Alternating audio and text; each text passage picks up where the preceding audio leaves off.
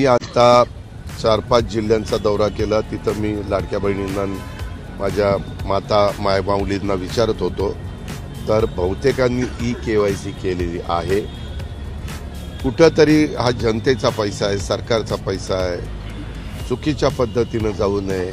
जो लाभार्थ्याला द्यायचा तो त्याच्या अकाउंटला जावा, म्हणून ह्या सगळ्या गोष्टीचा वापर करून आता मागे देखील आपण ज्यावेळेस एखाद्या योजनेत पैसे देत होतो त्यावेळेस ते त्यांच्या हातामध्ये आपण द्यायचो.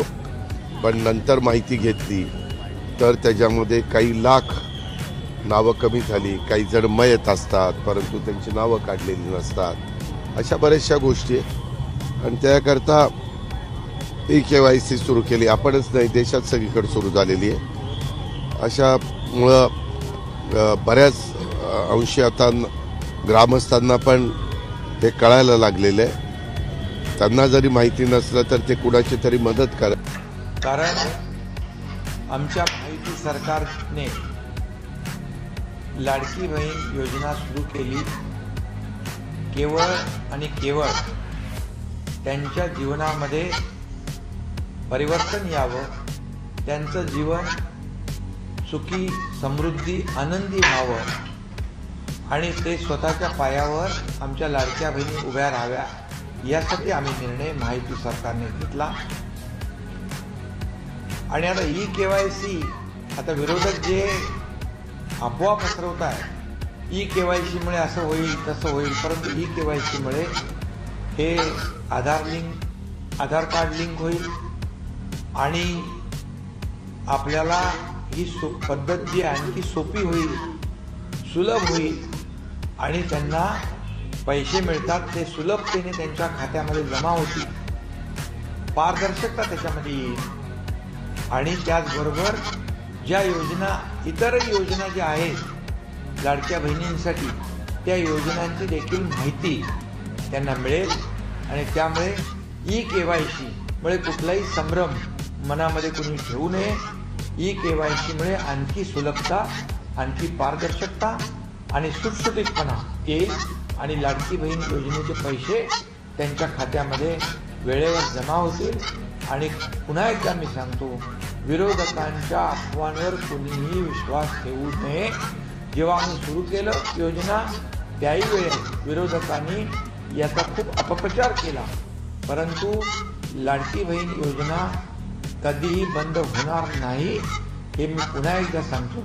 कारण मुख्यमंत्री माझी लाडकी बहीण योजना ही गेम चेंजर योजना ठरली आणि या महाराष्ट्रामध्ये जे लँडस्लाईड विक्ट्री जी मिळाली त्याच्यामध्ये लाडकी बहीण योजनेचं देखील सिंहाचा वाटा आहे. शेतकऱ्यांचा, सगळ्यांचा, सर्वसामान्य लोकांच्यामुळे या महाराष्ट्रामध्ये विधानसभेमध्ये लँडस्लाईड विक्ट्री मिळाली. त्यामुळे ज्या योजना सुरू केल्यात त्या कधीही बंद होणार नाही.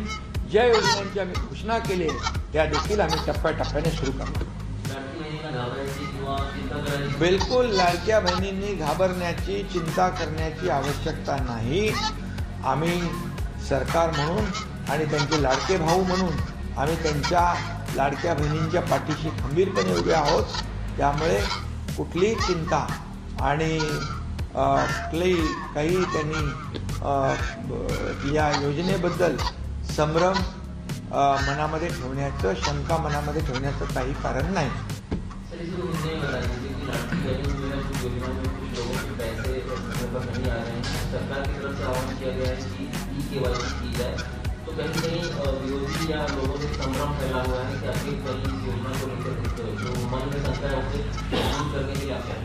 सबसे पहले मैं ये कहूँगा कि मुख्यमंत्री लाडली बहन योजना जो महायुति सरकार ने शुरू की है वो कभी भी बंद नहीं होगी, ये स्पष्ट रूप से मैं कह रहा हूँ.